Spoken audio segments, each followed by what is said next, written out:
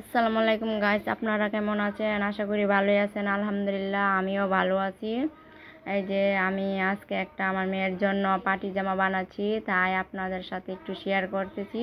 সেদিন কাপড় কিনে আনার পরে আপনাদের সাথে একটু শেয়ার করেছিলাম, তাই বলেছিলাম জামা বানানো হলে আপনাদের কাছে শেয়ার করব। তাই আমি আজকে একটা পার্টি জামা বানাচ্ছি, তাই আমি আজকে একটা আপনাদের কাছে একটু শেয়ার করতেছি।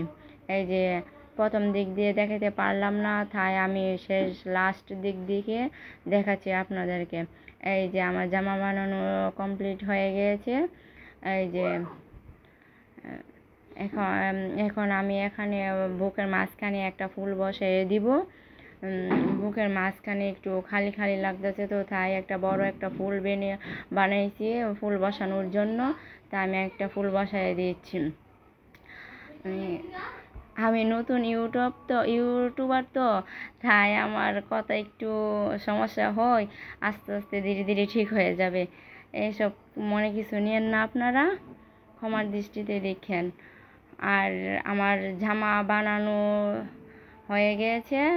আমার জামা বানানো কীরকম হয়েছে আপনারা বললেন, কমেন্ট করেন, সাবস্ক্রাইব করে পাশে থাকেন, সাপোর্ট দেন। এই যে আমার জামা বানানো শেষ। এই যে জামাটা এখন অনেক সুন্দর লাগছে, এর বুকটা এখন ভালো লাগছে, একটু বড়া বড়া লাগছে ফুল দেওয়ার জন্য। এই যে আমার মেয়ে জামাটা পরেছে, আমার মেয়েকে কীরকম লাগছে আপনারা বললেন, কমেন্ট করে জানায়েন।